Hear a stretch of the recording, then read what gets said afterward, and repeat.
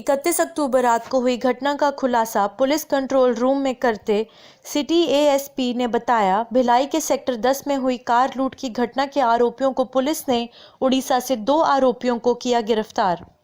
वहीं लूटी गई कार को दुर्ग पुलिस ने महासमुंद के एक ढाबे से बरामद किया है। मामले में लुधियाना निवासी वीरेंद्र सिंह अफसर खान को झारसुगुड़ा से गिरफ्तार किया और तौहीद खान अब भी फरार हैं। 1 महीने से आरोपी भिलाई के तालपुरी स्थित मकान में रह रहे थे। दरअसल मामला इस तरह है, भिलाई टाउनशिप के सेक्टर 10 से व्यवसायी को 4 पहिया वाहन के साथ अपहरण का मामला आया।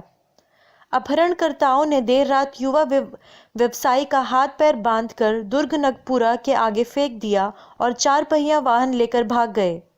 व्यवसायी दुष्यंत कुमार साहू अस्पताल नगर रिसाली का निवासी है। भिलाई नगर पुलिस ने मामला दर्ज किया था। पुलिस ने मामले में 2 को किया गिरफ्तार, अन्य मामलों की जांच कर रही है। विगत दिनों कोतवाली थाने में जो लूट का मामला पंजीबद्ध किया गया था, जिसमें सुनियोजित तरीके से 3 आरोपियों के द्वारा यहाँ के एक व्यापारी को बंदूक की नोक पे उसे न सिर्फ अपहरण किया गया बल्कि उसकी कार को हाथ मुंह बांध करके लूटा गया और लूट करके उसे महामारा के पास में छोड़ दिया गया था। इस पे पुलिस की हमारी टीम जो है इन्वेस्टिगेशन की टीम काम कर रही थी और आज उसमें से 2 आरोपियों को पकड़ने में हमें सफलता मिली है। और जो कहानी सामने आई है उसके हिसाब से ये लोग पहले मोटरसाइकिल को एक चोरी किए चंद्रलाल चंद्राकर के हॉस्पिटल के सामने से, और मोटरसाइकिल चोरी करने के पश्चात ये लोग यहाँ से कार को लूटे हैं। और इनका आगे का प्लान किसी और जगह पे जाके बैंक डकैती करना था, क्योंकि इसमें से जो 3 में से 2 आरोपी हैं ये पूर्व में भी बैंक डकैती के कई केसेस इनके खिलाफ हैं और ये पहले जेल में रह चुके हैं। एक उड़ीसा में बंद था और ये दूसरा जो आरोपी है वो छत्तीसगढ़ में भी कई वारदात किया हुआ था, जो कि अभी फरार है। उसके लिए भी हमारी टीम यहाँ से निकली हुई है। तो निश्चित रूप से दुर्ग पुलिस ने इन आरोपियों को पकड़ा है। साथ ही इसमें जो मकान मालिक था जिसकी भूमिका भी संदिग्ध थी, उसने भी आरोपियों को मदद किया है, तो उसके खिलाफ भी हम अलग धारा लगा के उसके खिलाफ भी इसमें कार्रवाई कर रहे हैं। तो आरोपियों को गिरफ्तार किया जा रहा है, इनको पुलिस रिमांड में भेजा जा रहा है। सर, आरोपियों को कहां से पकड़ा गया है? इसमें जो आरोपी हैं ये उड़ीसा में हमारे झारसुगुड़ा की टीम गई हुई थी, वहां से इनको पकड़ कर लाया गया। Bureau report, star news. भ्रष्टाचार और आतंकवाद को खत्म करने में हुई नोटबंदी का 1 साल बीत चुका है। नोटबंदी ने देश में एकदम हड़कंप मचाया था। लोगों का दिन रात एक ही काम रह गया था, नोट बदलवाना, और रात से ही लंबी लंबी लाइनों में खड़े रहे, जिससे देश भर में कई लोगों की हालत खराब हुई और बहुत लोगों को जान भी गंवानी पड़ी। नोटबंदी को बेशक 1 साल हो गया, लेकिन अभी इससे राहत नहीं मिली है। मरने वालों को सरकार द्वारा दिए जाने वाला मुआवजा भी नहीं मिल पाया है और बस आज भी आस लगाए बैठे हैं। जनपद शामली के कस्बा कांधला में मोहल्ला नई बस्ती रामनगर निवासी युवक उमराव की नोटबंदी के दौरान मौत हो गई थी। दरअसल उमराव अपनी 5 बेटियों और पत्नी के साथ रहकर मेहनत मजदूरी कर अपना परिवार चला रहा था। उमराव काफी दिनों से बीमार चल रहा था और इलाज के लिए नोटबंदी के समय भारतीय स्टेट बैंक में, जिसमें उमराव का बैंक अकाउंट था, पैसे निकलवाने के लिए गया था। एक तो नोटबंदी के कारण लंबी लंबी लाइन लगी थी और दूसरी ओर बीमारी की हालत में उमराव जिस समय लाइन में खड़ा था तो अचानक नीचे गिर पड़ा, जिससे स्थानीय लोग व उसकी बेटियां उठाकर सरकारी अस्पताल ले गए, लेकिन डॉक्टरों ने उमराव को चेक कर मृत घोषित कर दिया था, जिससे परिवार में कोहराम मच गया। उस वक्त जिलाधिकारी द्वारा मुआवजा दिलाने की बात भी कही गई थी। 5 बेटियों के सर से बाप का साया चला गया। अब बेसहारा परिवार बेहद ही गरीबी में जी रहा है। 5 बेटियों में 3 शादी लायक हैं और उमराव का कोई भाई या नज़दीकी रिश्तेदार भी नहीं है। इसमें महंगाई के ज़माने में जहां एक एक बच्चे को पालना पोषण नहीं हो पाता, वहीं उमराव की बेवा मजदूरी कर 5-5 बेटियों को पाल रही है। मृतक उमराव की पत्नी का कहना है कि सरकार ने हमारी अब तक कोई मदद नहीं की है और न ही हमारी कोई सुनवाई है। अब जीने के लिए और पेट भरने के लिए किसी तरह जुगाड़ कर रहे हैं। सरकार की तरफ से भी कोई मदद नहीं मिली। Bureau report, star news.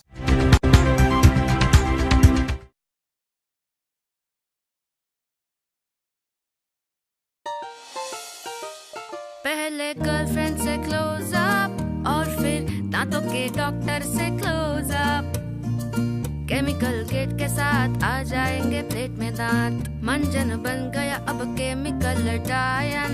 कीड़े बोले दांत से darling you are mine. Chemical भरे टूथपेस्ट लगाते रहो और प्लेटों में दांत सजाते रहो। अपने दांतों को प्लेट में जाने से बचाइए। 16 जड़ी बूटियों से निर्मित पतंजलि दंतकांति टूथपेस्ट अपनाइए और दीजिए अपने दांतों को लंबी उम्र का वरदान। पतंजलि दंतकांति टूथपेस्ट।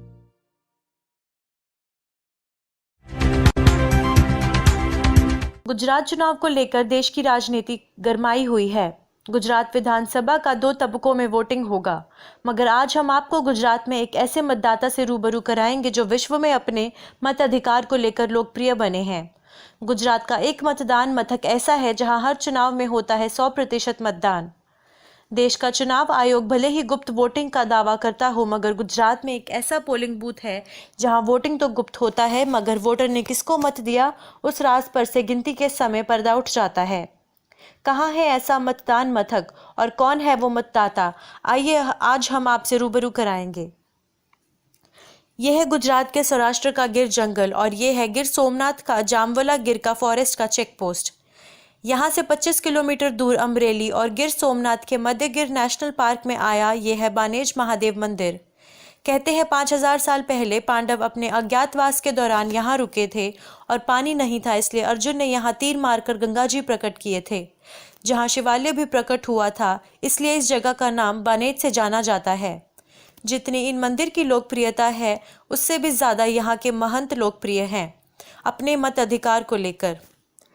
यह है भरतदास बापू जो यहाँ के महंत हैं, मगर ये वो शख्स हैं जो अपने मताधिकार को लेकर पूरे विश्व में फेमस हुए हैं।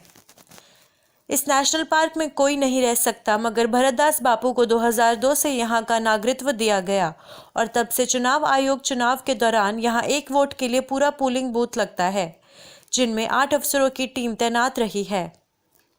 हमारी टीम भी गुजरात के जामवला गिर से 25 किलोमीटर दूर मध्यगिर नेशनल पार्क में आए बानेज टेम्पल पहुंची।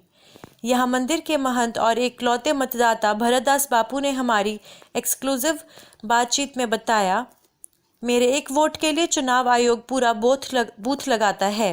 एक देश के हर युवा, हर मतदाता को इनसे सीख लेनी चाहिए कि एक वोट कितना कीमती है।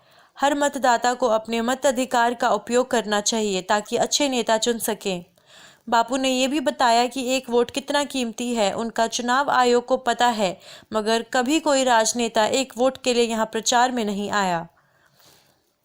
बापू ने हमारे साथ बात करते कहा कि गांव और शहरों में सड़क, पानी, बिजली समेत विकास करने का नेताएं दावा करते हैं, मगर सब नेता झूठे हैं, लोगों को उल्लू बना रहे हैं। हम यहाँ नेशनल पार्क में रहते हैं, यहाँ विकास नहीं कर सकते, मगर 2002 से हमारी एक ही मांग रही है कि गिर को 25 किलोमीटर लंबा रास्ता बहुत ही बदतर है, कच्चा रास्ता है, उनको सही बनाने की हमारी मांग है और वो मांग आज तक पूरी नहीं हुई। बापू ने अब तक कई बार वोटिंग की है। एक भरतदास बापू का कहना है कि हमें कोई पार्टी से लेना देना नहीं है, हमारी मर्जी से हम वोटिंग कर देते हैं। भरतदास बापू 2002 से यहाँ एकमात्र वोटर हैं। हर चुनाव में 100% यहाँ वोटिंग होती है। वोटिंग के समय भरतदास बापू को गुप्त मतदान कराया जाता है, मगर जब वोटों की गिनती शुरू होती है और बानेज बूथ का EVM खुलता है तो भरतदास बापू ने किसको वोट किया वो रास पर से भी पर्दा उठ जाता है, यानी ये मत गुप्त नहीं रहता। अब तक 4 से 5 बार महंत ने वोटिंग की है, जिससे ज़्यादातर बीजेपी को वोट मिले हैं। मतदान तो न्या આપણે ઓલો ઓફિસ ન્યા બનાવે છે ને આપણે જંગલ ખાતાની ઓફિસમાં ન્યા ગોઠવે છે કેટલા પોલિંગ એજન્ટ કર્મચારી હોય તો 8 ये पुलिस वाला 8